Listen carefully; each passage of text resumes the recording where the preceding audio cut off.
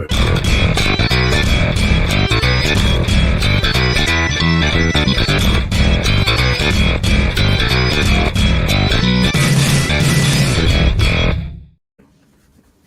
and welcome to another episode of the 3inMidfield podcast, the podcast where three friends who are the genes being professional footballers dashed away as children when we all discovered food have their say on the Premier League. Someone needs to mute their notifications. Some others might say that our dreams were dashed away when Henry left, but hey, it is what it is. What it is, man. Henry. Exactly. I am one of your hosts, Kay, who of course joined by the ever-present Coach. Kojo, how you doing, sir? I'm doing good. It's been a nice day. How you doing? Basil, how you doing? This is probably the worst time to bring me on after not being on for a while, because I've just seen like the total destruction of my club right now. So it's not a good time. You are the honorary member of the 3inMidfield podcast, to be honest with you. So we why else would we bring you on if we're not gonna absolutely trash Arsenal? What's the point? But anyway, it's true. Anyway, Prime joins us. How you? The sunglasses, looking smug, as a Chelsea fan always does. How you doing, sir? I'm okay. I'll be honest, I'm waiting for the season to start properly for Chelsea, you know. It's not fair. We get an extra pre-season. It's not fair. Wow. Oh my gosh. Wow. He didn't even let things settle. Like 2 minutes in. I love it. To be honest, we completely deserve it, but we shall save that one till later. Let's talk about Saturday's fixtures, of course. A few big games, a few big scores start at Liverpool as they beat Burnley 2-0. Goals from Diego Jota and Sadio Mane. We'll start with you, Kojo. Tsimikas. Is he the next big thing? Nah, I don't know about that, but it's a good start. Look, he came in last year. Obviously, Robertson being number one, so it was going to be hard for him to break in sort of that position of first starting left back. He knows his position. He knows his role in the club. But when an injury comes, you got to take opportunity, and he thrived in this game. Burnley's not the toughest opponents. They are tough. They're not the toughest, but it's a good start. The crosses were good, which means that Liverpool could still play their style. They could still play the way they usually do with the fullbacks, just with Tsimikas going. And one thing I like about him, sometimes a lot of his passing was it was going astray, but he's so energetic and he's so dogged as well. He doesn't sort of just like give up approaches or give up second balls. If he loses a second ball, he's going for that third ball. He creates another bit of pressure. So it was a good performance, and I think that helps Liverpool. Now they know that whether Robertson's there or not, they got someone that helps them play with the same approach, the same style. Nothing really needs to change. Don't have to worry about now putting Jason Milner at left back or whoever else. So no, it's a good start for him, and he should be proud of his performance. I don't know if that's his first Premier League start. It might be. He played last week, I think. Oh, he played. So of course, he played the week before. Of course. So second Premier League start, second game of the season. Good start, good cross, good assist. Excellent home debut. I mean, there's a lot of players back from injury now. That's what the Liverpool fans were asking and kind of begging for last season, but it didn't happen. But it is not happening now. Diego Jota on the score sheet, Sadio Mane as well seem to get a goal. Are they looking like potential favourites for this league, Basil? Or is it a simple case of they face Norwich and they face Burnley, so they're expected to win these games? I don't know if they're favourites for the league. I think they'll definitely give a good challenge for the league as long as they keep everyone fit. It seems that every player seems to understand the system that Klopp wants them to play, and it seems that they're very comfortable playing their system. I think what we're seeing with Liverpool is that they're very varied in their approach in terms of they can play good football and win matches, but also know how to win matches without playing exceptional. And I think the match against Burnley showed that. They weren't exceptional, but they just have that knack of knowing how to win, knowing how to control the game and see a game through. And I think that's impressive. I think that's what made them win the league 2 years ago. In terms of when you look at that whole season, the football wasn't great, but they just knew how to win. They just knew how to grind out victories, and I'm seeing that same trait in Liverpool this season. So I think they will challenge. I think this season will be an interesting season because I'm not too sure who the favourites really is. Because I think I think you're going to see a lot of teams rotating in terms of who maybe is the top three this season. I think will be quite tightly contested. I don't think City will run away with it, but I think Liverpool are definitely up there. And I've got them sure bankers for top four. Whether they win the league, we'll see about that. Prime, a whole bunch of players back, but Diego Jota, let's highlight on him because I think he scored 2 and 2 now. It was a pretty good header on the weekend as well. Does he keep Roberto Firmino out this side? And if he does, is that something that should scare the rest of the league? For now, he keeps Firmino out, yes. However, my big problem with Liverpool is not problem, I guess it works in my favor, but is their squad depth. Yeah. So with AFCON coming up, Salah and Mane both gone, do they have enough to keep pushing and keep winning? And I know it's only for a month, but within that month, City could take off with the league or Chelsea could take off with the league. And no Arsenal. What about United? No, Man United are dark horses, but Arsenal don't speak. But yeah, no, I don't know. Jota, he's good. I want to see what he's really like for a full season with no injuries because he started well last season, then he got injured, and then the whole thing kind of got skewed because Liverpool fans kept using the whole before he was injured he played well. I want to see him for a whole season because I think he's got potential, maybe, but I don't know. I just think he's getting a bit overhyped. And as always, it's always lovely to see Sean Dyche lose, especially when there are certain Arsenal fans and certain talk shows that are trying to push him into the Arsenal job. It is what it is. Respect Sean Dyche. One at a time. Yo, bro. Respect Sean Dyche. Respect Sean Dyche. I will never respect him. What do you mean, why? He plays horrible football. He's a horrible manager, man. What do you mean he plays horrible football? He's effective. He does his job. Okay. No, I wouldn't say go that far. He does his job. No, they just scraped survival. I wouldn't count that as really. And everyone loves Graham Potter, and they just scraped survival last season as well. But they made a good start to the season too. They've been in the Prem for about 4 or 5 years now. They're a mainstay in the Premier League.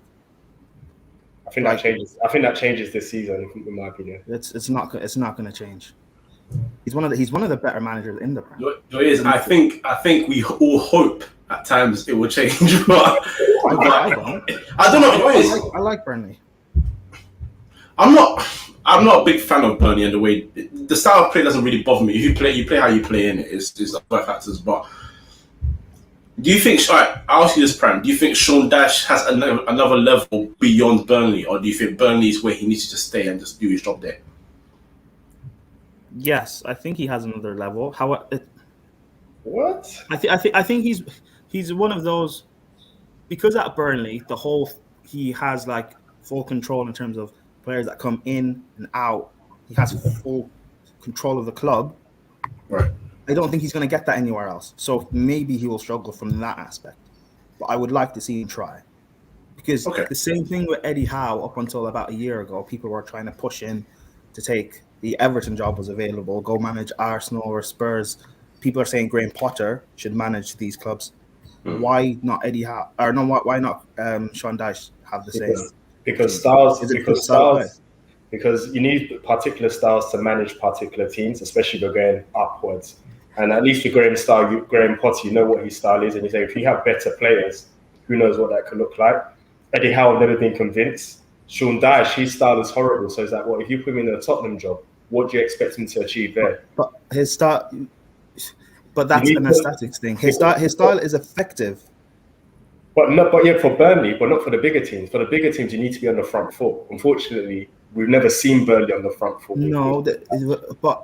For the bigger teams, you need to win to achieve your objectives. I'm more comfortable with Sean Dyche doing that as opposed to someone like Graham Potter.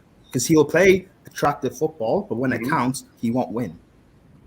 But he won enough to keep Brighton up, and he played a certain attractive style of a brand of football. Yes, I agree. It's also mainly due to the fact of there were 3 worst teams in the league.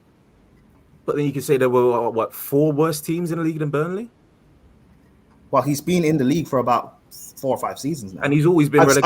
I've seen him. We've seen Burnley at their best, and they finished 7th, and they got Europa League football. I think, well, it's all hearsay probably, but if he was at maybe a bigger club and he was allowed to do what he does. But what club would that be?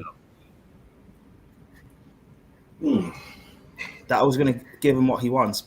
None of the big clubs operate like that. It's not about big clubs. I'm talking about clubs above Burnley right now. So, would Leeds do that? Would Aston Villa do that? Would Leicester do that? Everton? Leicester, yes. Everton, they spend money poorly. Villa, maybe. Crystal Palace, yes, because they need a rebuild. I don't know. I just maybe Newcastle, maybe even Newcastle. Yeah, Newcastle. I mean, they got Steven. I think he should go abroad. You think he's going to go abroad? Go abroad, and because he's not going to get an opportunity here. Same way with would a team abroad accept his style of football? Because the culture is a bit different. Why not? And probably not everyone thinks like me, but for me, it's about being effective and winning. I don't care about style of football necessarily. But what I'm saying is this: he's the matches that he wins with Burnley suits the Burnley style in terms of, because Burnley are underdogs, they're willing to accept doing all the dog-eat work to gather their victories. You're not if you manage a bigger team, you're not going to get that. Players are going to be unhappy. And that's what I'm saying. Players will accept if you're winning. Players will accept that. But he doesn't have a track record of winning like that, which is why I'm saying I can't see how they would accept it. Graham Potter also doesn't have a track record of winning, nor does Eddie Howe, and they were linked with bigger jobs. Fair enough. That's the point. That's the point I'm making. That if Eddie Howe can get an opportunity, or should get an opportunity, or Potter should get an opportunity, I say Spurs. Why not John Dyche? We know he's Premier League proven. For a while, Eddie Howe was Premier League proven as well, but unfortunately, I think he just wasn't good enough defensively. But he never got his opportunity. I know he never did, but people were saying he should. I feel like with Sean Dyche, the opportunity was there to take the Everton job. I think it was 2 years ago, and he completely bottled it for me. Was he approached for it? I think he was. I think he was one of the names up there. I don't think anybody. Apparently, they were very. Eddie Howe was approached, or Graham Potter was approached. Right. But I'm pretty sure he had the opportunity to go to Everton was there, and he just said no. But fair enough. Then. Look. I'm one of those people who just doesn't have a problem with Burnley. He does what he does, and it's effective for what they have to do. Like, it's not. Yeah. Of course, you don't like playing them because people don't like, especially the bigger teams. For some reason, fans don't like going up against low blocks. But for me, I don't have a problem with it. I respect it. And plus, for someone who, like the way I was brought up watching football and stuff, but Mourinho and Conte and stuff like that, I don't mind watching low blocks. I don't mind watching teams defend. It's entertaining. Fair enough. I hear it. We move on to Manchester City. They beat, I'd say, pretty much relegated Norwich 5-0.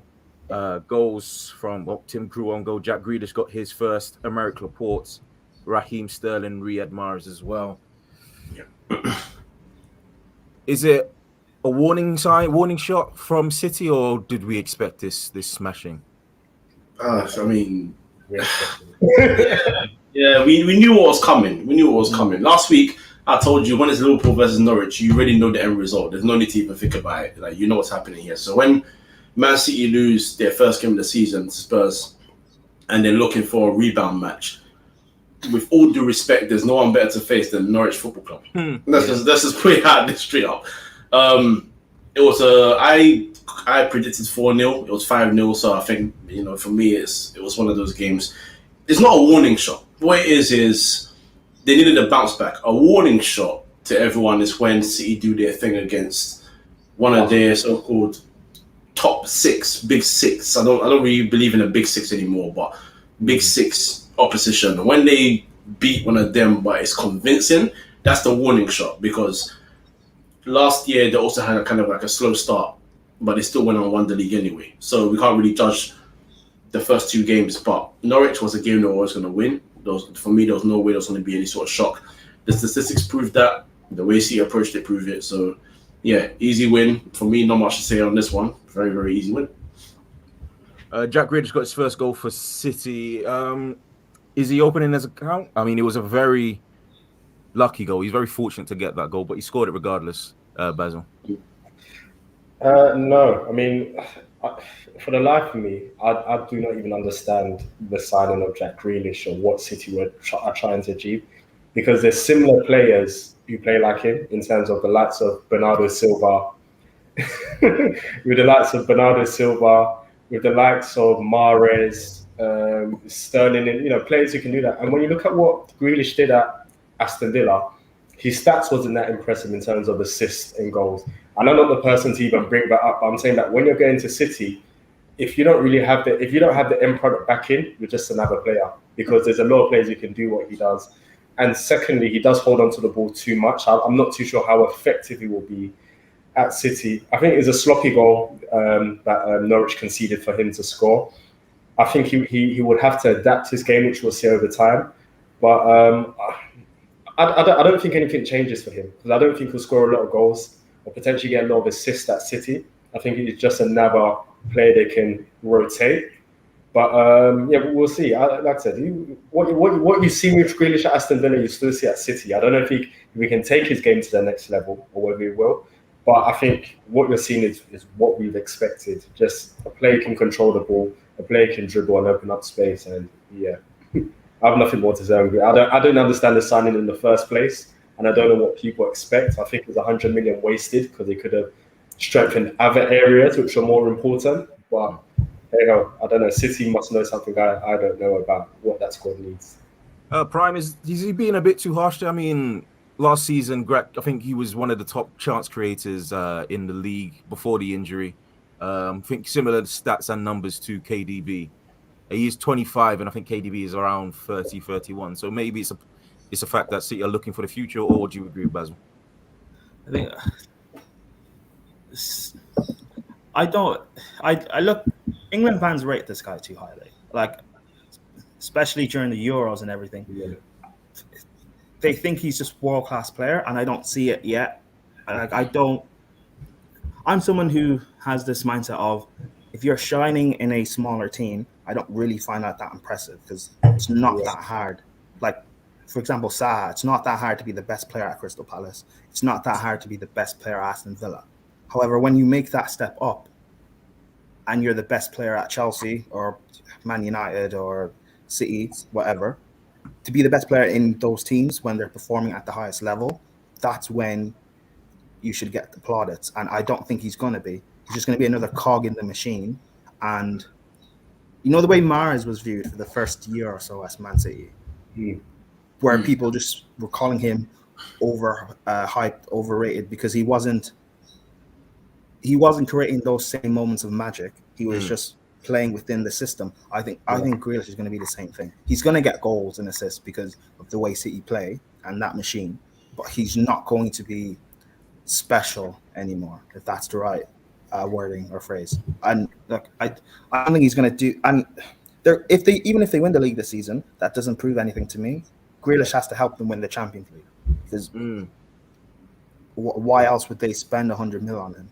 Like, if I was City, I would have bought Harry Kane, because they need a goal scorer, especially in big games or big moments when, like the Champions League final, for example, if Kane played, he probably would have popped up with a goal. Grealish doesn't change the outcome of the final. But I don't know. Maybe Pep sees something none of us sees, and Grealish is going to end up doing something. But can I add to that? Go on, Kojo. Sorry, bro. I just want to add to that, because that's why That's why I was sort of looking sideways at that 100 million price tag. Look, players don't determine their price tags, but in football, when you spend 100 million, or I'll say 80 million plus, or maybe even 70 million plus on a player, that player's supposed to be a game changer. I've never looked at him as a game changer for Villa, and like Prime said, when you're a smaller team where the expectations are lower, and you go to a bigger team where the quality is so much higher around you as a collective, if you can stand out above them, that's great. And I think for his sake, he needs to stand out above the City players this season, because it's a tall task, but he needs to, because you are the most expensive signing in their history, the most expensive signing in Premier League history, the most expensive English signing. Whether you determine that or not, that's on you now, So, I do think he will do well, but when I say do well, even myself, I don't know if that's still in the context of because he plays for City, you collect accolades, or do well as in command a spot where they say, we cannot drop this man. We have to start him in every game. I don't see him doing that. If he does that, great. But until then, I'm not really sold either.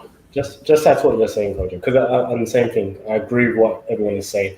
And I think my biggest issue is that when you pay about 100 million price tag, you want him to do what Bell did in his last season at Tottenham. That's the type of player that if you're spending that kind of money, I get it. Because similar to what Prime is saying, is that if you're going to be the best player in a small club, you need to be that game changer more or less every game. And I remember Bell in that last season for Tottenham, he was the game changer more or less virtually nearly every game for Tottenham.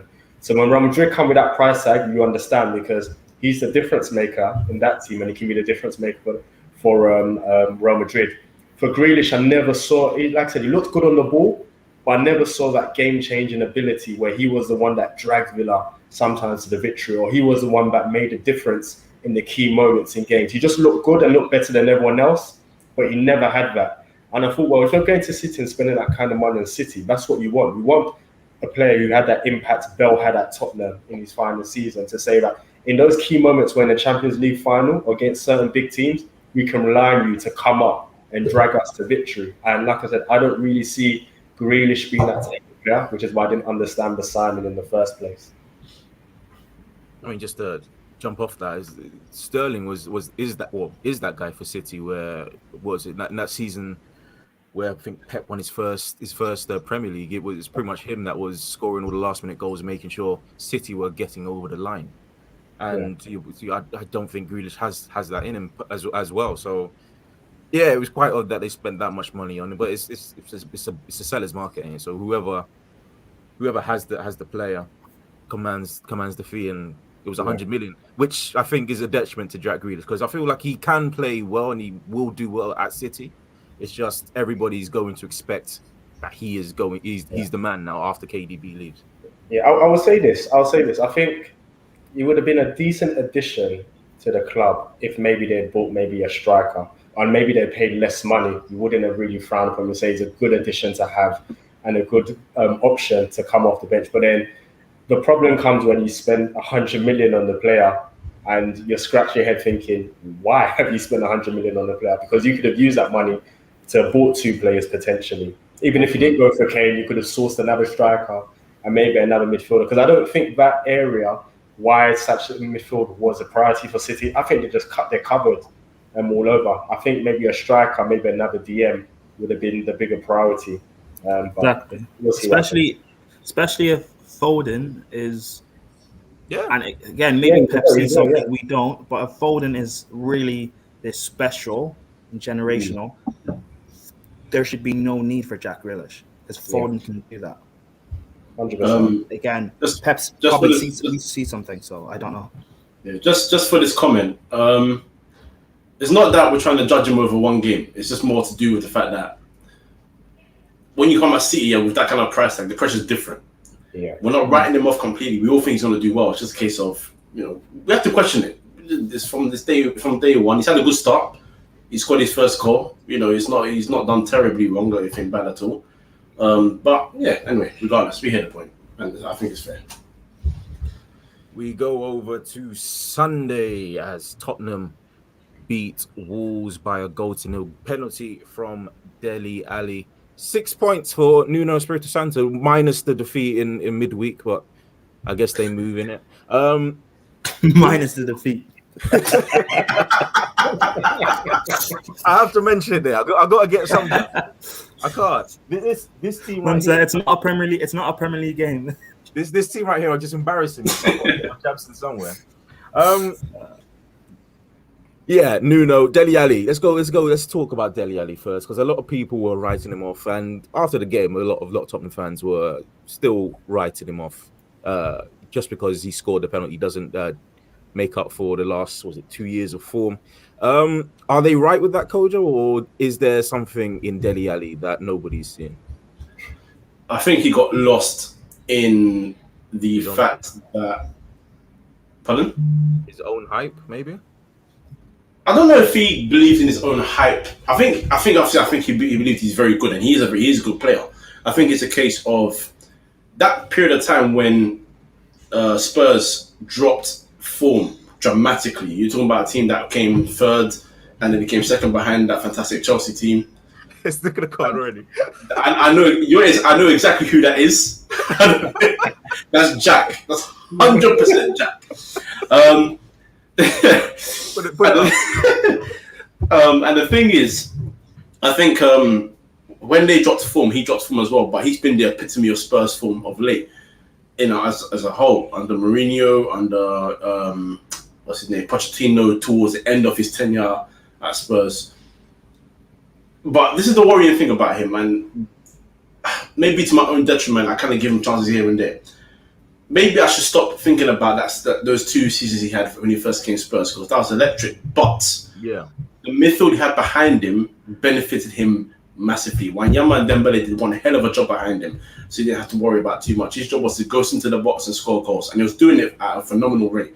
The goals he was scoring, the link-up play, the type of assists he was creating, it was wonderful, So I think what's happened with him is he just needs to find a way to adapt his game, because Mourinho and Nuno are very different managers to the way Pochettino would have you when he had your Spurs.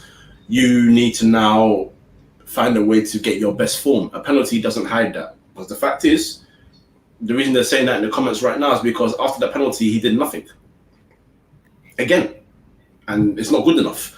So I actually believe in him. I actually think he's a good player, but I also think he's a player that needs a move. I think he needs somewhere fresh, and he needs to think very, very carefully about where he moves to, because in this era of system players, he might have to find a team where the midfield is so good that he doesn't have to worry about anything else other than jumping into that box and scoring goals. I mean, I've heard rumors that Tottenham are about to sign or trying to sign Adama Traore for £40 million. Now, Prime, why are they trying to spend £40 million on another winger with no end product? I don't. Okay, Chelsea were linked to Traore. I think maybe now about a month ago. That because we couldn't sign Hakimi, so I'm assuming it's for Traore to play wing back, because you got Aurier's not good, and I rate Doherty. I watch him when he plays for Ireland and stuff, but he just seems to have a loss of what's that? It's a shirt. It's a shame it has this team badge on it, but it's a beautiful shirt. Okay, cool. The worst team in London. Anyway, yeah, I rate Traore. People talk about his end product and stuff, but I just think sometimes you got to play to his strengths. And plus, I'm assuming he's still young, 24, 25. He's still got time to develop that end product. But I think if you build around him, and Nuno knows what he's like, if he comes to Spurs, you'll be able to get a lot out of him. But 40 million that's a lot of money for Spurs to spend. Not in this day and age for normal clubs, but for Spurs, it is a lot of money. I can't believe I don't rate Adama Traore at all. To be honest, he gives me signs of Walcott when I was at Arsenal. People say well, at least Walcott had a bit more. It pains me to say this. Walcott had end product. Yeah, where it's rarely shown, but he had end product. Okay, I'll give you that one. But then My thing You don't is, when find 100 goals if you don't have end products. That's true. That's true. That's true. 10 goals, 10 assists, and 10 consecutive seasons for Arsenal. So yeah, I'll give you that. I think my issue with Adama, on average, it's 10 goals and assists per season. Theo Walcott. We may have to have a discussion about Theo Walcott one day, people. we should. But yeah, you know, Arsenal fans rate people like Pepe. No, we don't. Pepe doesn't start for Ivory Coast. Theo Walcott started right wing for England. I don't get it, but it's fine. Wow. Sorry, He kind of stopped you in your flow there, Basil. Sorry. No, I interrupted you. My bad. I'm sorry. It's rude. I'm sorry. It's rude. I'm sorry. This is the wrong time to bring me on. You should have put me on when Arsenal at least won. when I could sort of talk a bit, but now it's just like he's kicking me while I'm down. Sorry, no, I didn't mean to. I'm sorry. I'm rude. I'm sorry. I think one of the issues I have with Adama is that when people say he can work with Nuno knows him. The issues when he was at Wolves, Nuno rarely used him. So even if he moves to Tottenham, I don't see what changes. Nuno rarely started him, rarely allowed him to finish 90 minutes. I think the issue with Adama Traore is that he doesn't have an end goal in mind when he dribbles. And he's very predictable. Out wide, even when they show him inside, he still wants to go on the outside. It's as if he's been functioned to behave like a robot. Just take on the outside and try and whip it in. Or even when he's dribbling, like he has no idea as to what he wants to do with the final ball, whether he's going to make that pass, whether he's going to slow down, look at what is around him. And the miss he had yesterday just epitomizes Adama Traore, is that he's just not consistent enough. And I say this, there's no point having speed if you don't know how to utilize it effectively in the final third. And that's my issue with Adama Traore. Because people have this idea, because he has the attributes, he should be effective, but you need the brain to go with those attributes. And I think that's where he lets himself down. The football intelligence isn't there. And I don't think it would ever be there, if I'm being brutally honest. But do you not then just need the manager to get it out of you? You could, and I agree with you there. But then at the same time, it's a very big risk for anybody who's going to take him. And he's I think that's the issue. A manager which didn't get the best out of him either at Wolves. I think he did. Look, I even just watching the game at the weekend, the runs, like I'm assuming that chance that he missed, you're talking about when one-on-one. Yeah. Doing stuff like that is so effective. And I know he missed the chance, yes. But I think it's a thing of if he's repetitively getting those sort of opportunities, he's going to learn. And like he's not in his prime, by the way. He's like 24, 25. He's going to learn. He's going to get better. Like Salah, like he only kicked on when he was, I think, 27 or something. 27, yeah. Yeah. So like people have to forget the way you develop. Everyone doesn't develop at the same rate. Sometimes you can be world class at 19. Sometimes you're world class at 27, 28. Sometimes it's not until you hit 31 and you hit your actual stride. So it's different for every player. Okay. Well, I'd like to say it will bring me joy if Tottenham decide to spend 40 million on Adama Traore, because that means that's their budget done.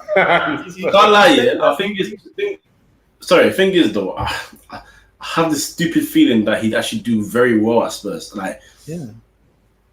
Because one, they've been screaming for a right winger for a while. Bergwijn, I've never been convinced. I'm not thinking about the guy that had one night at Ajax. I don't think he's great either.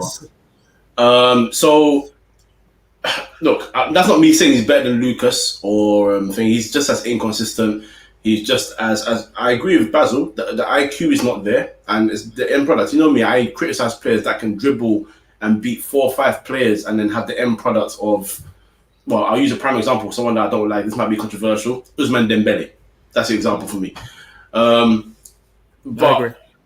Yes, so I don't like players like that. But that's the new fad in football, isn't it? It's dribbling or nothing. He does that in abundance. He beats players for fun. Even if he doesn't know where he's going, he beats them. And plus he puts I don't know if it's olive oil or Vaseline on his arms. So he's very silky as well. So, you can't really stop him like that. But look, if he does go Spurs, Nuno will use him because he's the only one that's used him correctly in England. That's just the be-all and end-all with him. Remember? So we'll see what he does with him. But 40 million is a push though. Me personally, I wouldn't pay any more than 25. That's it. And are you going to pay 40 million for a backup? That's what the Liverpool fan was saying. He'd take him at Liverpool with. That's still going to be the cost, or probably more than that, to take him away from Wolves that don't really have the funds to spend trying to find somebody else. That's rude. That's unnecessarily rude, Jack. Jack, you don't need to be so bad, man. What did he say? What did he say? He said that all the Spurs players were in the bottom set of every subject, apart from Kane and Son. Nah, Son is also bottom set. These guys, they got no. I rate Son, but it's not until I called Son world class up until last season. When you actually look at him, he's so inconsistent. If not for the fact that he will score in the occasional big games, people wouldn't really look at this guy because his numbers are not insane. Yeah, not on a consistent basis anyway. Like he is one of Spurs' best players, but he's not better than Kane. That's a hard task, though, to be honest. I don't think he doesn't start for Liverpool, doesn't start for Man United, doesn't start for City, doesn't start for Chelsea. I kind of agree. If he starts for he plays for Arsenal, but he doesn't bag goals because they don't create. I like Son, but I think people need to kind of we're in this day and age of if you score in big games, you're highlighted a lot more. Yeah, that's true. Kane's now being disrespected for all the work he's put in for them. It is what it is. It's not my club. Let's talk about Harry Kane, of course. I think was it 9 days 9 days left, or what is it? No, 7 days left in the transfer window. Nobody seemed to have put the major bid in. There were a few boos from the Tottenham fans, just of course, on top of the massive abuse that he got on Twitter. Is there a place for him still at this Spurs side, or is that bridge burnt? Of course there is. The Spurs side. He is Spurs. They booed him. They booed him at the bus, and then when he came on, was applauding. They started singing, "He's one of our own." Of course, he runs the club, man. He runs the club, man. That's his club, man. It's done. He's staying there, by the way. He's staying there. That's it. He's not going City. No way. They're not going to pay that. I don't believe they're going to pay it. If they were going to pay it, I think they would have done it by now. If they do a last day thing, I'll be very surprised, because if they try and do last day, then Daniel Levy's going to slap it up to 200. There's no way he's taking that last second. Fair enough. Apparently I was wrong. Apparently it was the Wolves fans that booed him at the bus. So Spurs fans are still with him. So either way, there you go. Okay, makes sense. What's that, Basil? I said it makes sense, but yeah, he's not getting anyway. And the thing is this: I don't know who takes him. Even if he stays this season, I don't know who takes Kane, because there's only a certain amount of clubs. Even if it's a reduced transfer fee, there's only a certain amount of clubs who would, and Gary Neville will probably do that. There's only a certain amount of clubs who would actually pay his wages or whatever wages he would want. And by then, those clubs may already have the players. I mean, PSG, if Mbappe stays, they already have the players. If Haaland is available, come for a reduced minimum fee release clause, come next season, City may decide we can go for the younger player who will score just as many goals as Kane.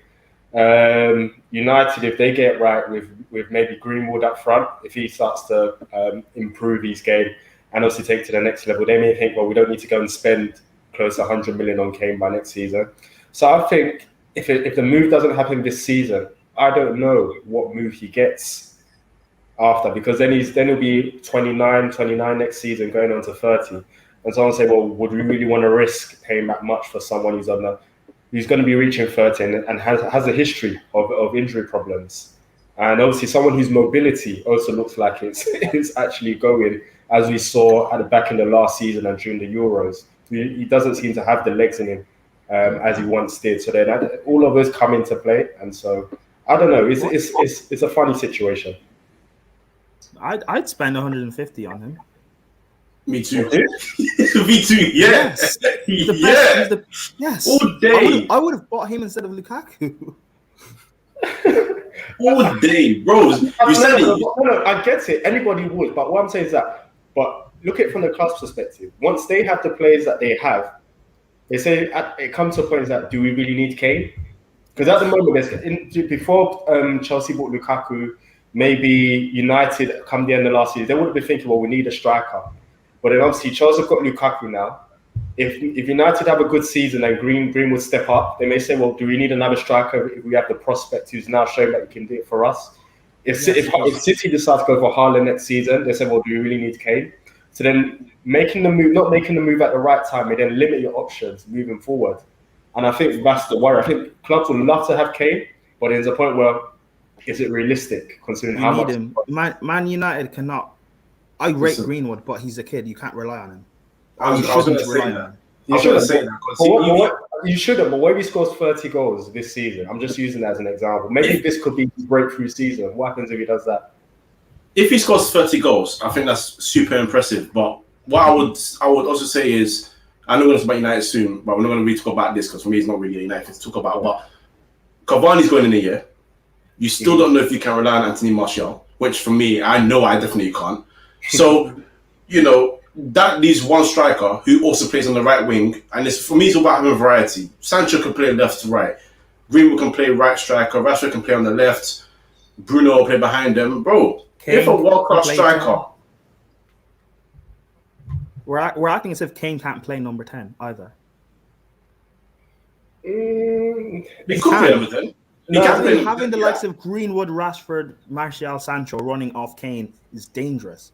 I think if United buy Haaland, it's a waste. It's tough to say, but it is a waste of money. Ooh, a waste? Okay. Well, a waste. Well, a waste. Kane, it would be a better fit for Man United than Haaland. Oh yeah, I agree with that. Oh. Yeah. With Kane though, he's got after this year, he will have 2 years left in his contract, so that will be a reduced price. He'll be 30, so that will be a reduced price. Haaland is going to be the player that City will go for if they don't go for Kane this season, which I don't think they will. But then that comes with a risk because there will be other options for Haaland. Real Madrid will be there. I'm pretty sure Barca will try to stick their neck in. Oh, those guys are broke. They ain't getting nobody, man. No, but I'm pretty sure if you can convince Mbappe that's going to be Mbappe's next destination, Real Madrid, and if they're broke like that, then they shouldn't be able to afford it. Just a quick question for you, Kay, because I guess in the past when people moved to Real Madrid and Barca, they take pay cuts. But I think everyone has gone there to play with certain players at those clubs. It's not just for Real Madrid and Barcelona. It's just they also have the top quality players. Looking at those two squads, they don't even have the players where if I'm a player, I'm thinking, who am I actually going to play with? Here's the thing about that, though. I believe Mbappe goes to Madrid and Pogba follows. I think Pogba's going next season on the free. So that's two players that play well together, going to play well together. So imagine if you add Haaland to that. That's not just a sniff your nose at. That's juicy. Yes, that's juicy. That's a very good side. On that note, anyway, but I think Haaland is going to be a risk for a lot of players. I generally don't know where he's going. It's up in the air at this point. So Kane right now might be the best option for a lot of teams, especially teams in the Premier League. Fair enough. I still think because he's got 3 years. I still think he'll be there up until when he has 1 year left in his contract. And I think that's when Dario Levy will decide maybe he signs a sell. The cash in, yeah.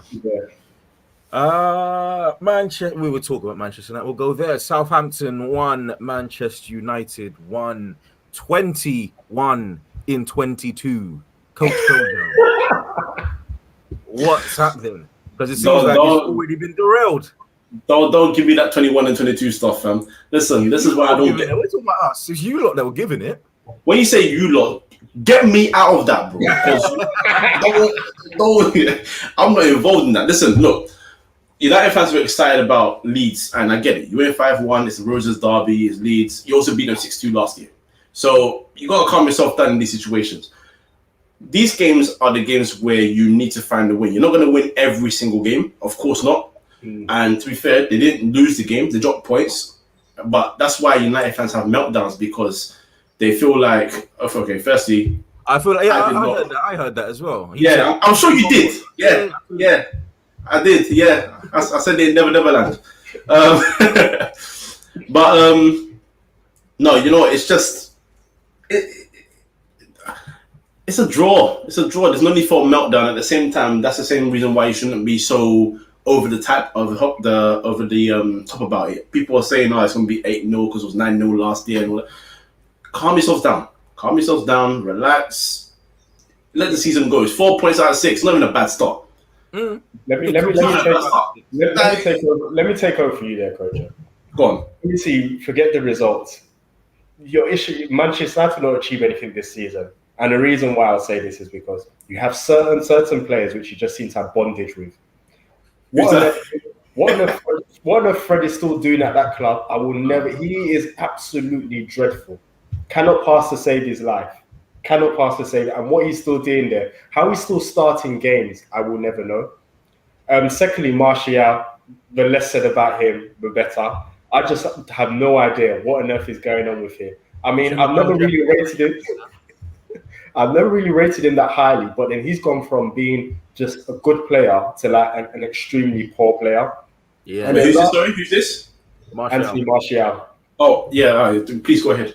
And then lastly, and I had a problem because when you guys bought Varane, people thought, oh, that was your centre back issue sorted, right? My issue is that I still think United still need to replace Maguire. I think Maguire is a good squad player to have a good season. I don't think he's a top quality centre back as what people say he is over the course of a season. Because even when you look at the goal that you conceded, right?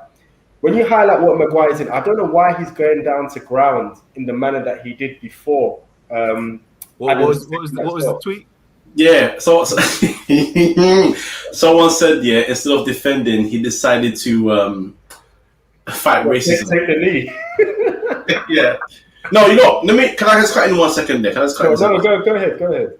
With Maguire, and you're talking to someone that didn't want him in the first place, and I've trashed him on this show before, so I'm not going to try and backtrack on what I've said before. But I will say this. I feel like last season and in the Euros, he had a good spell. He played very well. So what we're looking for him to do this year is obviously step up to the occasion. You are captain. You got a better partner coming up in Varane eventually when he really starts and when that's going to be. But I feel like people need to come a bit more slack. I think he's done better, and that's me saying that. I think he's done a lot more better than people actually realize. As for Martial, quickly, okay, I'm going to say this as well. You know my feelings on him. I don't have to even elaborate too much. But why I'm going to take my time with this guy is like this. You had a 5-month injury. Mm-hmm. So find your match sharpness. And then when you're match sharp and I can see it, I expect things. Yesterday, he was anonymous. I said to I said, oh yeah, look, Martial's there. Ko was like, huh? Martial's playing. When was he on? He didn't know he was there. But that's the whole point. Like, I feel like he's lacking that sharpness right now. United fans love to talk about him linking up play and all that. For me, I want my striker to be just going to look for goals. Just look for goals. Link up play is beautiful, but add goals to your tally as well. Last season was a disgrace. For me, this season, I've said it, he needs double digits by December. It's a long way, you know. We're only in August. Double digits by December. That's even me setting the bar low for a striker that plays for one of the top teams. But if he doesn't have that, au revoir. It's over. We'll see what happens anyway. But like I said, but even Maguire, and this is my issue, because I think he's a decent defender. I think he's a good squad player. But I think if United actually looking to win something, you need an assured defender. He still has mistakes in him. He still has times where he's not always aware as to where the striker is. And I think in key games, that's the difference. I think in key games, it's going to cost you points. Because you look at what Diaz did for City, how vital he was for City winning the trophies that they won last season. You look at Van Dijk when he came to Liverpool. It didn't matter who you put next to Van Dijk. He was assured. And that guy that made everybody else look better because he was that good. With Maguire, I don't think it matters who you put next to him. You still see flaws in his game. And I'm thinking, if United are serious about winning things, then he shouldn't be a long-term defender. That's not fair. Like, comparing him to Van Dijk is not fair. I'm not comparing him to Van Dijk. I'm just using that as an example. Is that if United want to win things, you need a reliable defender over the course of a full season. I don't think he's reliable. Maguire is a reliable defender. He's one. Whether you like it or not, he is one of the best in the Prem. That's because we don't have that many good centre backs in the Prem. That's the reason why. Yes, but you guys also rate Diaz off of one season. I'm not saying, but he was effective for that. I'm saying he was effective for City in that one season. Yeah, but you know why? Because the partnership worked. Diaz is not he's not a titan of a defender like Van Dijk or Ramos or Terry or anything. He's good, but what works is because they have a partnership that works. You either get a world-class defender or you just build a partnership. And United have brought in Varane, and he's going to complement Maguire. I don't think so, but we'll see how the season goes anyway. Well, I rate Maguire. Would I have him at Chelsea over what we have? Yes, he's better than Christensen and Rudiger. Oh, you think he's better than Christensen and Rudiger? Yes, I don't rate Christensen and Rudiger. Fair enough. I don't, but yeah, I don't, to be honest. But like, why? There's a bit like, why are we? We're playing a back three because we don't have quality centre backs. That's a big part of why we play a back three. I agree, but I still think Maguire has. I've seen too many of these flaws across. Like look at this. How many mistakes did Diaz really make last season? Not that many. I've seen Maguire make countless amounts. I've seen Diaz make mistakes. I've seen Diaz get spun easily. I mean, to be fair, look, all the defenders make mistakes. I've seen Van Dijk. How many? But you can make a highlight reel of the amount of mistakes that Maguire has made. I can make a highlight reel of the amount of mistakes Van Dijk makes. But not as much as I'm not gonna lie, you will be surprised. You will be surprised. You can, but you know what the problem is, yeah? Yeah. Everyone makes mistakes. It depends on if the mistakes cost you or not. Yeah. Okay. Yeah. Because, for example, last season when Chelsea lost 5-2 to West Brom, the mistakes that we made, I've seen us make those mistakes in previous games and the games following. But because someone recovered for that player, it wasn't exposed and we didn't concede. But mistakes happen all the time. Van Dijk makes mistakes. I'm not going to say all the time, but he makes a lot of mistakes. But because they don't get exposed or Liverpool don't concede or he himself recovers for it, then no one talks about it at all. People will pick out Varane or people pick on Maguire because they expect 85 mil to automatically be better than Van Dijk. He's not better than Van Dijk, but that's the price tag in this day and age. The same way Grealish is 100 mil, but he's not, for example, I don't want to bring this up, but he's not better than Pogba. But all of a sudden, are you going to expect Grealish to be better than Pogba? No, but it's just price tag in this day and age. That's just the way, it's just what football is now. Price tag doesn't automatically factor in how good you are or how better you are than someone else. It's just how much the club values you and how much you need that player. Okay. Yeah, to go off that point, like Trent last season, compared to the season he had before Van Dijk, he was getting spun like no man's business last season. But now Van Dijk's back, I imagine he will have a better season this year. So to that point, I agree. We were talking when you left Prime about Manchester United's title chances this season. They were saying 21 and 22. They're saying, they need time. Ole needs time. This team is very young. Blood, ratata, all that nonsense trying to cover for 2 weeks ago, it seems. What are their chances this year? Are they going to be in the top four? Are they going to challenge for the Premiership, for the Premier League? Are they They'll going definitely for a cup? They'll definitely get top four. I look at them more as favorites in Liverpool. I think if United won the league, it wouldn't necessarily surprise me because I don't underestimate Ole. I think this guy disrespected too much. I rate him.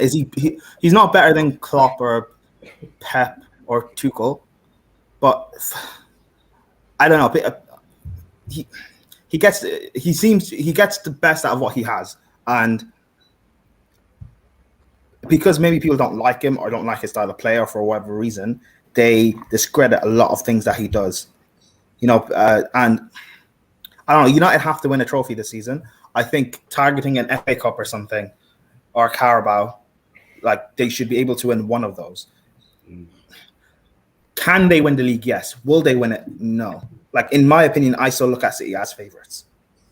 But again, if United finish second, it's not beyond their capabilities. Especially like they've got all these like world-class players in abundance. There should be no reason why they can't finish second or they can't finish third. You know, so. I just realized after this comment, because Michael thought you were talking the things. He's like, he goes, wait, hold on, what? What? You're about to call Josh Ollie. No, I don't call. I rate Ollie. I don't know. He's in the top 10 coaches of the world, and he's on that list. He's on that the UEFA list that just came out. He's on that list, whether people like him or not. He's on that list. He's one of the better. He is one of the best managers in the league. That's more down to him being at Manchester United, though. Would you say coming into the job when he was coming into the job at United, was he a favourite? Was he going to take Manchester United to the next level? Yes, he's taken them back to the Champions League consistently, which is a positive. But when you think of Manchester United, you think of winning trophies, you think of winning Premier Leagues and Champions Leagues and competing for those. Yeah. But in the Champions League, apart from that PSG game, he got knocked out last season in the group stage. He got to the final of Europa League, which was a step above getting to semi-finals, which once again a positive. But he also lost, and I'm going to say this with knowledge, knowing that our team also lost to this team to a Villarreal side that isn't exactly great. No, we can't do that. Unai Emery is a tactician and a Europa League specialist. Do United fans really think they'd brush them over? Chelsea beat them on penalties in the Super Cup. Like, what? Listen. I didn't underestimate Villarreal. Like, I thought we'd beat them 2-1, like in extra time or something. I didn't think we'd even they take us to penalties, and they did. People need to give them more respect. Brian, I warned my own fan base about that game, you know, they didn't want to hear it. I warned them. They're like, this should be an easy victory. I said, do you know your team? Forget about Villarreal. Exactly. Do you know your team? And like people, yes, Ollie should get criticism at times. But also look at these players. If these players are supposedly world class, can they not be criticized when things go wrong? In that final, for example, where was Martial? Where was like Pogba? Where was Bruno? These world class players. Where was Rashford? This is the stage where especially Villarreal is so bad. It's embarrassing. Ollie lost to them. It's also embarrassing these world class players lost to them as well. Right? Is that not fair? Fair. And saying where has Ollie? Did I like when he first got the job or anything? Like he's now taking them to a point where he's built a good team or potential to be a great team. And if another manager was to take them over from this point, they could go on to win something. Can Ollie win them something? Yes. Can he win them the league or Champions League? It's to be determined. However, he deserves a chance to see. Or that's right. Yeah, he deserves a chance, in my opinion. Anyway, will he get that chance over the course of the season? I could see him getting sacked by December. Just based on the fact of I don't know, because United will go on a bad run. Yeah, but United could go on a bad run of form and they could just sack him because of how the fan base is. But what he's done so far at United since he's came in, if Poch had done that, everyone would be loving him. If Poch lost that Europa League final, people would be saying, Pogba didn't show up, Bruno didn't show up. It's not Poch's fault. So I think Ollie should get the same praise. As much as people want to criticize him when things go bad, praise him when things go well. They beat Leeds 5-1, and everyone was loving it. So why is it when they draw against Southampton, it's Ollie's fault? But when they won last week, no one gave Ollie credit. I don't get it anyway. But you know. He's schooling us all podcasts. Exactly. And like I've heard people ask me, like, would I take Ollie at Chelsea and stuff? No, probably not. However, there are some managers that suit certain clubs. For example, and because I know what Chelsea's like, we don't give managers time. Like Klopp when he went to Liverpool, and his first half season, he got to the Europa League final. Next season, got to the Champions League final, lost. The season after, he lost the league in that manner, even though he won the Champions League. That's 2.5 seasons. He wouldn't even get he wouldn't even get a season and a half after losing that Champions League final. The manner that he did, he gets sacked at Chelsea. I know that for a fact. So, there's just some managers that suit certain clubs. Ollie would suit United because they're going to give him that time. Klopp suits Liverpool; he's going to give him that time. But to put into context, yes, Manchester United and Chelsea are on very similar levels and trajectories. But in terms of isn't that what Chelsea or Manchester United fans or any fan in the Premier League want? They want their team and their managers to be held accountable at the highest level. So if they get to a Europa League final and they get beaten by a Villarreal, which on paper, and I understand that Unai Emery's attack is, when it comes to the Europa League, he's a master, but unless it's for Arsenal, of course. Nah, that's Arsenal's fault he lost. Don't do that. Come on now. No. I remember that game. In the first half, you guys should have been 2-0 up. Oh. You should have been. You should have beaten us based off the first half, and you didn't. Second half, well, but it is. We're not talking about Chelsea. It's fine. We'll talk about it in a minute. But no. But so, my point was, why should Ole be given the benefit of the doubt of, even though he has improved Manchester United tenfold from where they were at this point, but other managers that I think everybody would agree that are top 10 before Ole. Would get them over a line. But I say over what line though? The trophy line. They want trophies at this club. They want but let's look at the other people talk about semi-finals and stuff. He's bottled. Semi-final against Chelsea, which I remember in that season they beat us 3 times beforehand, and in that semi-final game, United rotated heavily. From what I can remember, they played City in the Carabao Cup. I think they beat them in the first leg or something, and then City beat them in the second. Yeah. And that game is against Pep. So if you expect Ollie to beat Pep, then you're mad. In a big stage, because City take the Carabao Cup seriously. In a big stage like that, if you expect them to beat Ollie, but there's the point as well. Arsenal beat Pep. Arteta beat Pep in the final. And Pep is not good. Arteta's not good enough, so let's not do that. But again, my point is, I know he's not a world-class manager, so why are people expecting?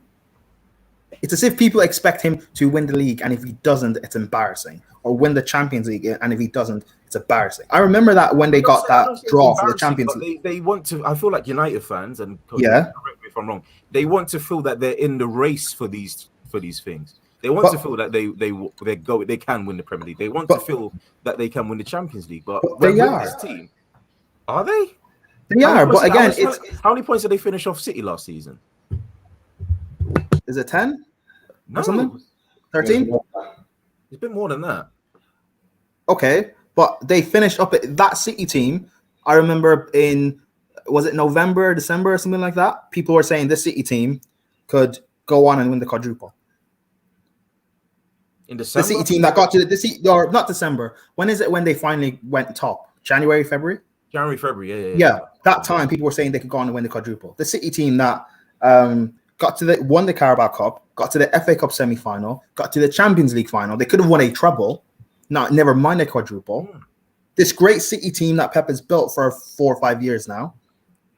This great City team that has KDB, the best player in the Premier League, that has Foden, this generational talent. Sterling's world-class, all these world-class players. Against this City team, really? But what do people really expect from realistically? Not the thing of we're Manchester United, we should be winning the league. No, because your history doesn't dictate what you should be doing right now. Fair enough, but on paper, I'd say that this Manchester United team are a very good side. There are a few world-class players in this Manchester United team. So wouldn't a better manager get them over the line? Well, I don't know. But again, you're saying, do you expect Ole to beat Pep in a final? If that's the case, then would you say that about Poch? Would you expect Poch to beat Pep in a final? No, I don't. And he wouldn't. But could you think? Because could it be a logical ending? That Poch No. I would trust Ole more. I would trust Poch.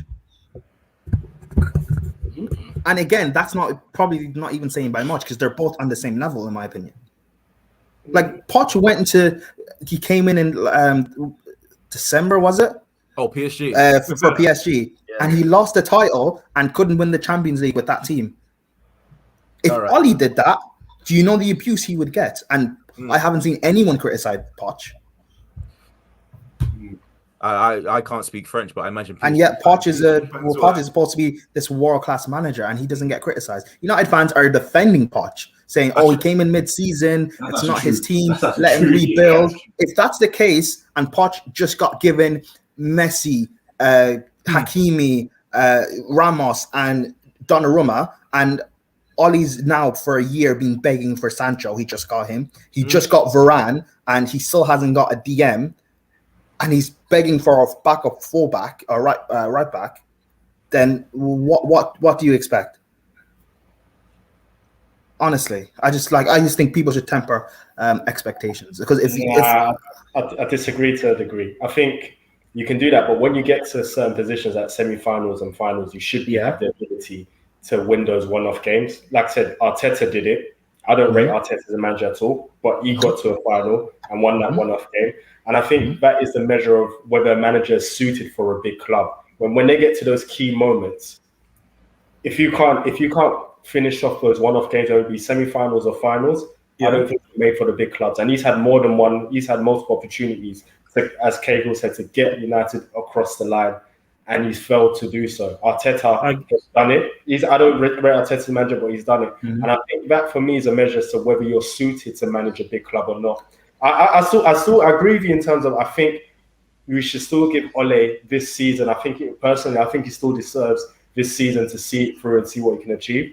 But I think if he doesn't win something, I think questions will have to be asked as to whether he should be the right man to continue with United. Okay. I think at that point you say he's done well to get them as far as he can. Now let's bring in someone else who can now finish the job. But okay, so you say measure of being at a big club. Koji, these stages that Ollie should have got through, these semi-finals and final stages, where were your world-class players then?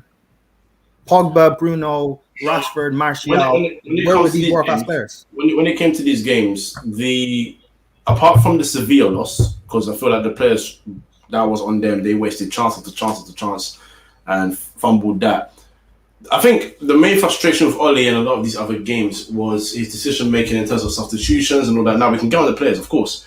When players play poorly, you have to get onto them. But when a player is playing poorly and you've got enough time to make a change, or if the system's not working and you've got enough time to maybe try something different, I think fans would be more forgiving if he didn't make so-called like for like changes. I think if he made changes that tried to make something happen different, I don't know. I'm not here to suggest anything, but if it was maybe like a midfielder for an extra striker, you might lose balance and you might lose shape of the team. But I think fans would be more forgiving in thinking that he tried to put on an extra attacker just to make sure they can try and be more of a threat going forward.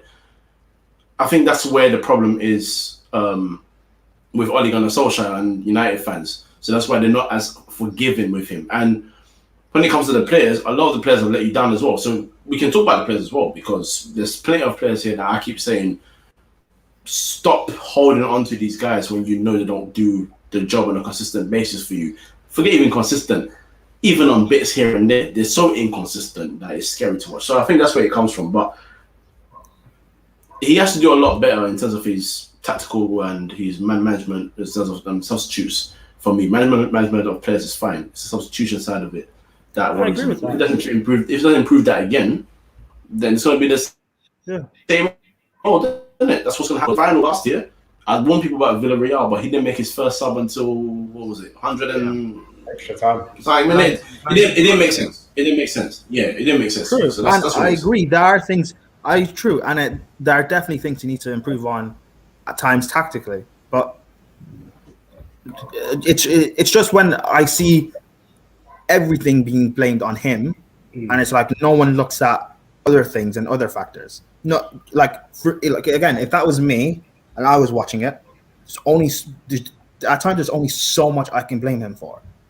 I would also look at my best players and be like, why aren't you guys turning up or at least performing? Because if at least I see you guys giving everything and yet we're still losing in these games, then I can say, okay, it's definitely Ollie's fault. but I can't give everything on Ollie. Yeah, no, I agree with you in that regard. Anyway, Monday night was 1-1. Let's go to North London Town. I was about to go there. Don't worry. It's been a long podcast, and we still got the biggest game of the night to talk about. Obviously, Manchester United, Arsenal 0, Chelsea 2. Goals from the inevitable Romelu Lukaku and Reece James with just a finish that a right back should not be finished. But anyway, shall we be miserable or shall we be happy? Which one? I want tears. So you want tears, Basil? Yeah. Here we go. Go on, Basil. This is your woman, bro. This is your moment. This is your time to shine. You've been Arteta out from the moment he came in. So. Yeah, I don't even think there's enough time for me to, because then we'll go into that famous KO rant. I mean, honestly, it's diabolical what is going on at Arsenal from top to bottom. We basically have two interns running that club in Arteta and Edu. Edu has not got a clue. Edu, honestly, what Edu is doing at the club here is criminal, because the players we're going for and the prices that we're playing for some of these players is unbelievable. And it's crazy what I think it was Kroenke came out.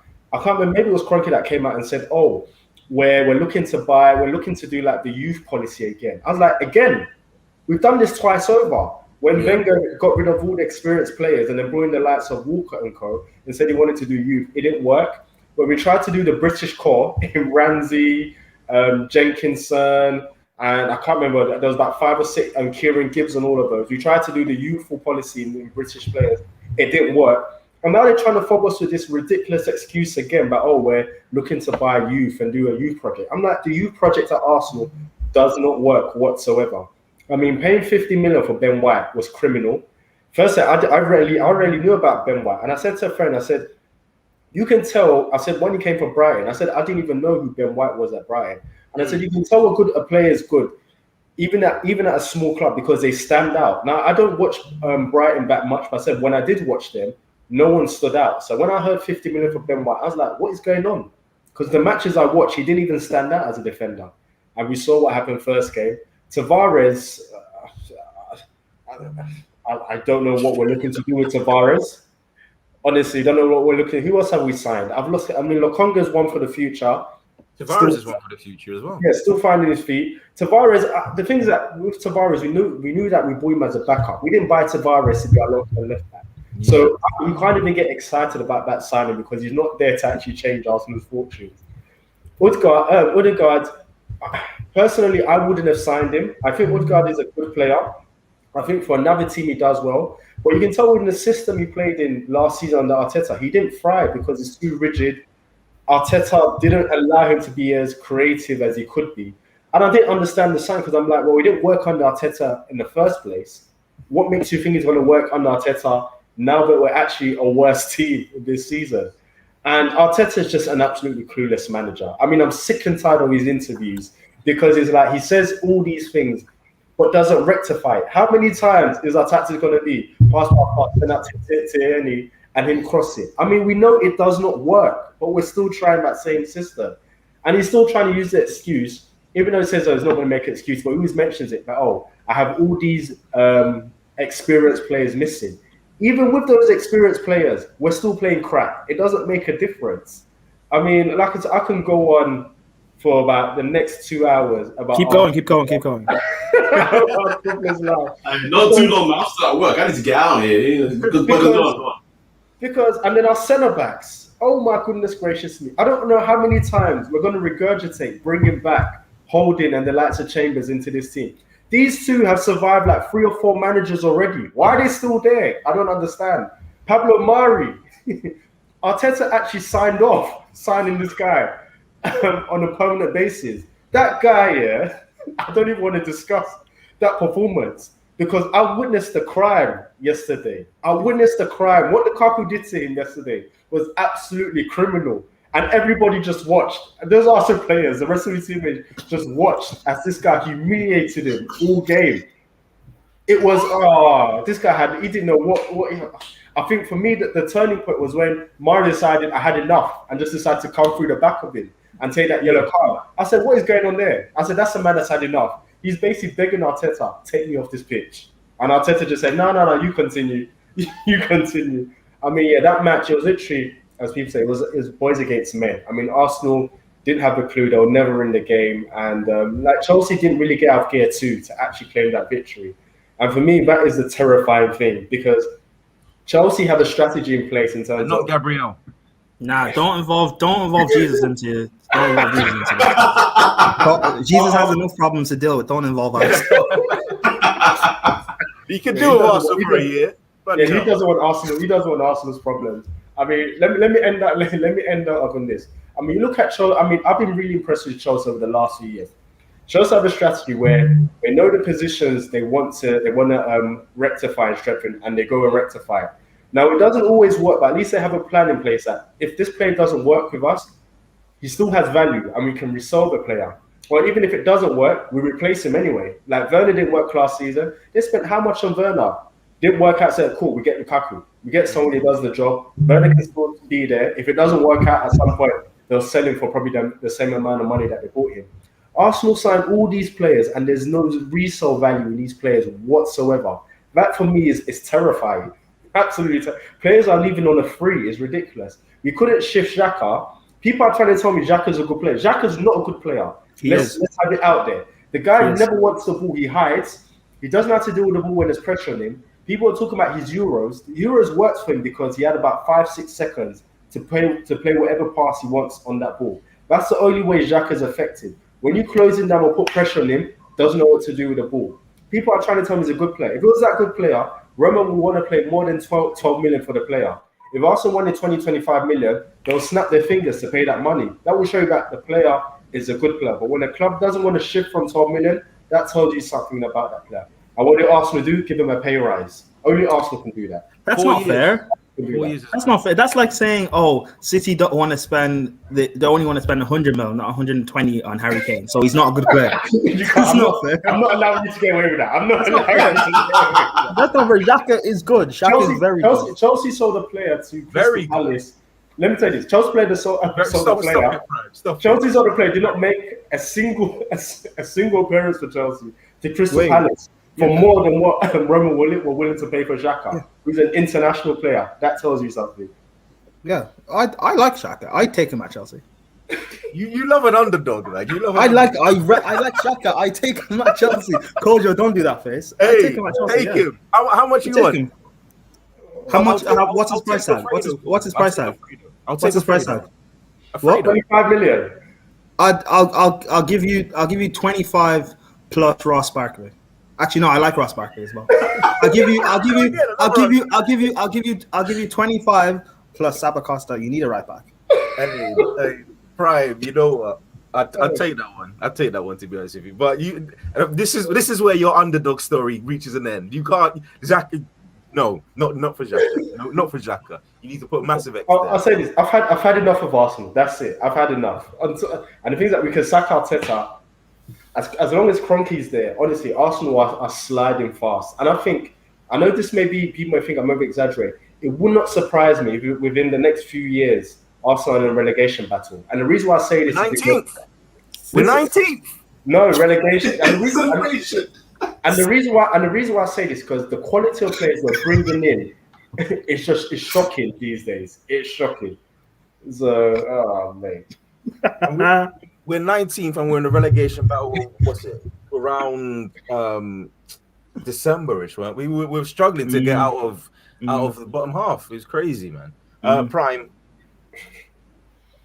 I know you still want tears. I understand it to a degree. But I as Basil mentioned before, the 40-minute rant. I've done too much ranting on this club. I can't keep doing it anymore. It affects me personally. It affects my soul. So we'll talk about Chelsea. Romelu Lukaku got the goal against Chelsea, of course, on his debut. He could have had a second as well, but that was a great great save from Burnley. You have to give him some props. That was a good save. He's very good at shot stopping.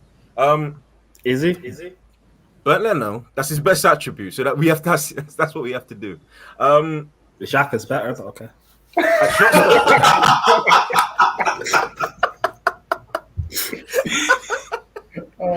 Oh my god, man. What is the question. Lukaku, how many goals is he going to get this season? And is he going to fight you to the title? 27 goals, all comps. 10 assists, all comps. I think he'll get more. I know he'll miss a lot of chances, but I think he'll create enough where he score. I think he'll get more than 30. Yeah, maybe. Lukaku was. You don't get much of an easier debut than that, to be fair. You don't. He could have scored more, but I think I don't know. We're still sloppy in front of goal for some reason. You took your foot off the gas. I don't know why. I feel like it was for you to keep Arteta in a job, more often than add to your goal difference. Yeah, I don't know. The game was too easy for Lukaku. Reece James had Tierney on toast, so then he came off injured. I don't know why you guys didn't try playing a back five. Pablo Mari is not good at all. But who else do you have? I like Ben White. I do. I think he's a good player. The money is extreme, but it's probably because he's English. But he's a good player. The thing is, from him, and a lot of these Arsenal young players, I've seen the same thing happen before. Like, for example, Ben White is on the same level, in my opinion, that Callum Chambers and Rob Holding were when they first came. Talented, they have this potential, but then they just stagnate. They have no one to learn from. You have the wrong manager, so they can't really develop. Then they're around this toxicity around Arsenal. They stagnate, they end up being poor, and they're shipped out on loans because you can't sell them because they're on big wages. Iwobi, when he broke through, in my opinion, better than Saka when he broke through at Arsenal. But then he just stagnates. And then, because you have no one else really turning up, you bought Pepe then for 72 mil, and he's bad. Lacazette is average, and Aubameyang was still bagging goals, but it was, I think, probably his last season or last 2 seasons for him bagging goals. And Iwobi was still playing well and creating. In his last season, he was your top assister, but he was getting so much abuse because Arsenal weren't doing well, and they were taking out all his frustration on him. The same thing will just repeat itself. Saka, sooner or later, he's going to stagnate because he needs to play with better players. And if he doesn't, and he's not being coached and improved properly, then his level, not his level, but something's got to give soon enough. Smith Rowe, I think he's average anyways. And Arsenal fans will see that in following seasons when there's no improvement. Like, I don't know. Like Martinelli, you're going to get frustrated with him because even though he's talented, he's injured so much. You're going to get frustrated. You're going to get frustrated with him. Like kind of the same with Jack Wilshere. He's so talented, but he's always injured. So you can't use him. You can't rely on him. Wait, Prime, quick question. Let me ask. Do you rate Martinelli? No. Well, no, I rate him. I think he's overhyped. He's not comparable to Greenwood. I don't rate him at all. I think he's a bang average player. Like when people tell me, when I ask people what his best attributes are, they'll tell me he runs a lot, he works hard. I'm like, I don't want to hear that in a footballer. I'm like, what's he like on the ball? Can he dribble? Not really. Can he beat a player one-on-one? Not really. I mean, he scored goals when he first joined, but apart from that, and when you look at, is there a great pass to the ball? Not really. So I sit there and I was like, what is his special attribute?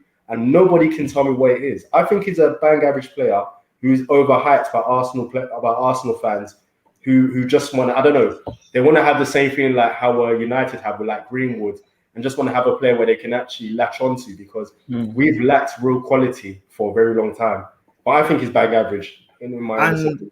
And the way I look at it is like you want Arteta gone and that's fine. But then you want to bring in Conte.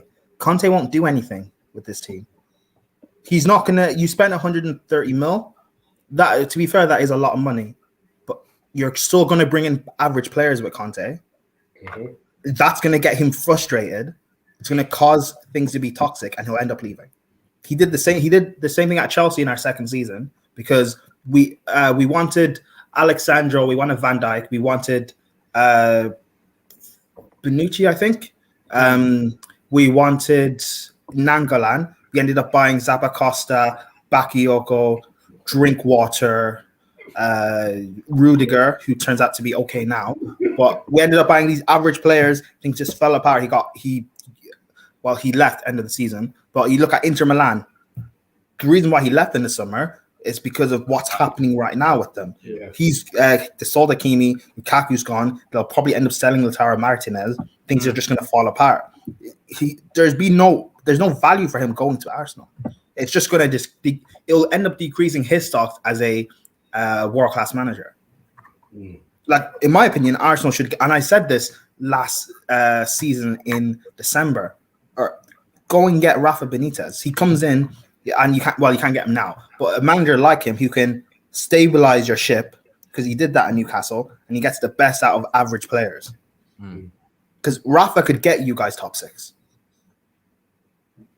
I think Arsenal's plan, if there is a plan, I don't think there is a plan, but something hypothetical. I think Roberto Martinez is probably the manager that's probably next going to take the mantle at Arsenal. You think? That's poor. Hey, hold on. Basil, why was your face like that? No, because the thing is this: I don't know any big manager that would come to Arsenal. Like, I see there's like Roberto Martinez. Like, I know it's London, but realistically, they'll think, well, looking at how Arsenal behave in a transfer market, if I want players, they're not going to get the players I want. So I sit there like, for any decent manager, they'll think, well, I can't really build a project at Arsenal, because Arsenal, from a transfer perspective, have no idea what they're doing. So, if I come in and I know I want to build a project over the next 3 years, I want this type of players, you're not going to get out of Arsenal. Exactly. So I don't think we can attract the likes of Roberto Martinez. Oh, did we? Roberto? That's why Brendan Rodgers said no. Like, Rodgers is in a perfect job at Leicester, where they'll give him the players he wants, and he can build something there. He can build a bit of a dynasty, and he could put. Maybe he won't win the league, but he could potentially try and do something like that again. Like, I look at other top managers. Like, no one would really go. Who's available right now to come to Arsenal? Like, they could end up potentially, like, people are saying get Graham Potter. Besides playing more attractive football, he's not going to get you anything. Like, you won't get top 6. You'll be bringing in average players again. And because there's no progression, you'll end up losing Saka. You end up losing Martinelli if he's special. You end up losing Smith Rowe. And you'll wait someone like Balogun, who I'm assuming has talent, but Arsenal fans were telling me that they don't want Tammy. Tammy's not good. Balogun's better than him. I see him play against Brentford. Didn't do anything. Tammy, on his debut, gets 2 assists. So, like, in my opinion, forget what your board are like and everything. Arsenal fans, just drop your pride, because it's not doing you any good. Drop this thing of, oh, we're a big club. Drop this thing of being offended that Aston Villa are bidding for your players or something. Just drop it, because it's not doing you. It's doing you more harm, and it's causing you more embarrassment. Because all we're doing is laughing. Like, whatever. I don't know. You avoided the talk. You jumped on the Arsenal train. I respect that, but you avoided the Chelsea question. Titles, are you guys title contenders? Are you favourite? Should you be winning the title this season? Because you did mention City are your favourites, but Chelsea are looking. We're definitely title chat. Like, it's for me. It's close between Chelsea and City. I just edged them based on the fact of their team's a lot more gelled and settled, and they won the league last season. But I don't know. I need a bit of a run of games, so maybe the first 10 games of the season before I can judge anything. Because for Chelsea, I still, even though it's just 2 games, I still see us wasteful in front of goal, or not wasteful in front of goal. What's the word? The final ball is being wasted. We're not being clinical in our final ball. I don't know how to describe it. Like, we're good at. And it was even the same last season. Maybe. Like, even the same last season, it wasn't the fact of Werner missing chances. It was the fact of we weren't making at times, we're just not making the right decision in the final third. Like, Mason Mount, his final ball has to improve. I know he got an assist yesterday, but probably could have got more. Reece James, his final third play yesterday should have been better. Like he could have got an assist or two for Lukaku. And I just think everything needs to be much. We need to perform to a world-class level, like more or less every game, because with City, they can just go on this run of form for 18, 19 games, and all of a sudden they've wrapped up the league. I don't think we can do that.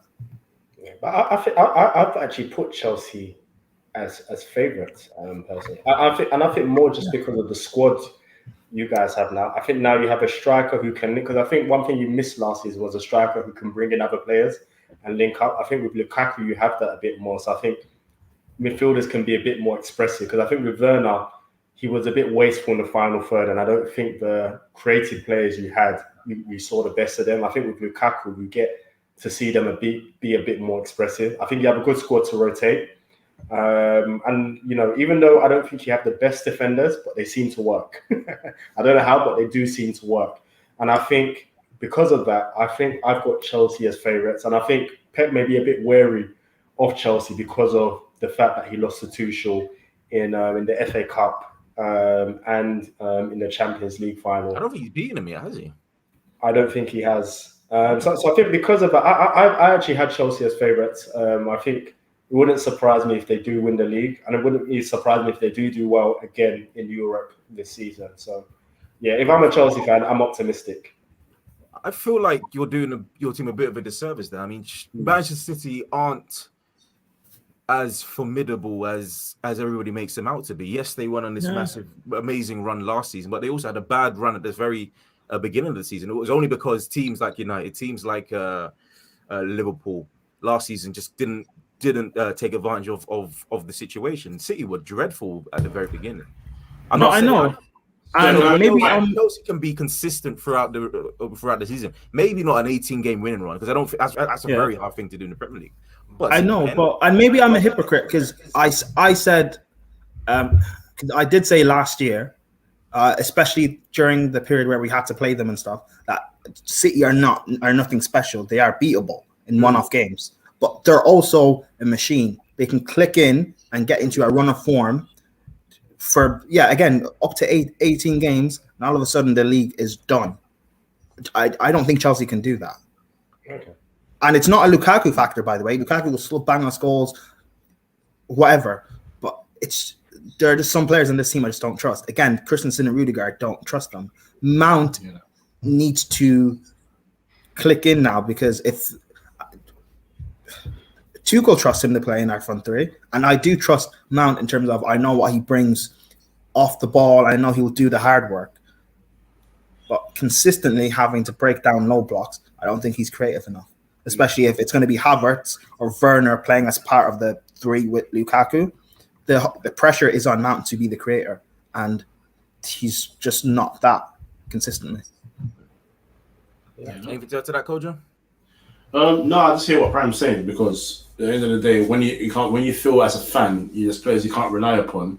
That's what it is. That's why I don't shout 21 and 22, because I don't rely or believe in a lot of United players at the club. It's just what it is. It's the truth. Whereas City, I mean, Chelsea have now got a squad also, yes, but City also have a squad, and they believe in a lot of their talents, and more often than not, they're able to rotate, because if one person lets it down, the other person comes in and lets them or does them well. So look, City are still favourites. I predicted Chelsea to win the league, but I hear Prime's point. It wouldn't surprise me if City win the league again.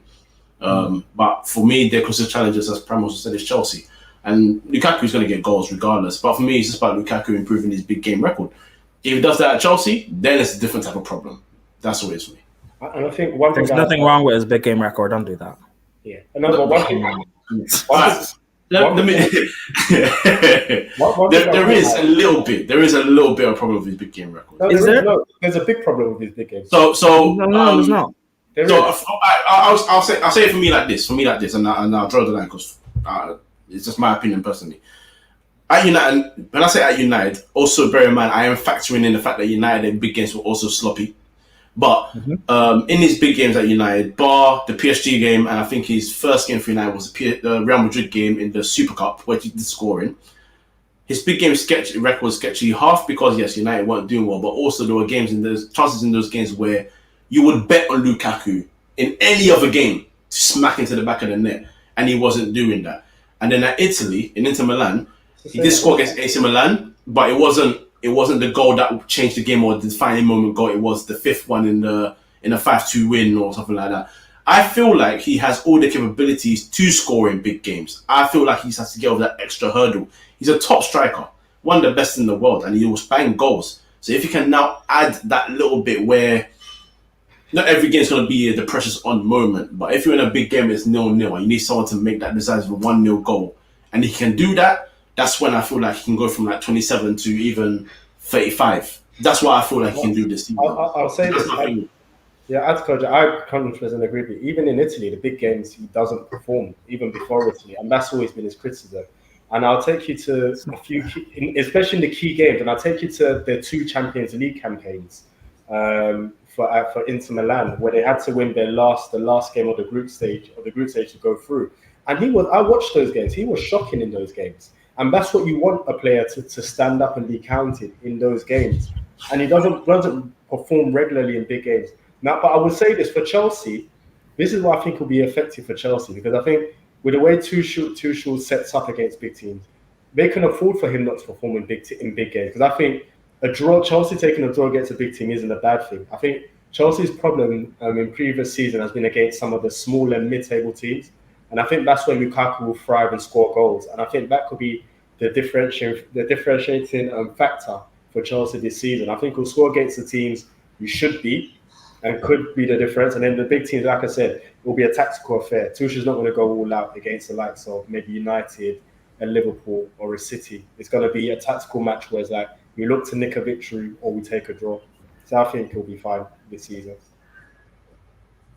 You seen the Mbappe tweet as well? Is that what you're looking at? Yeah, I'm looking at that. Apparently Mbappe's joined Madrid. I'm not sure on the source.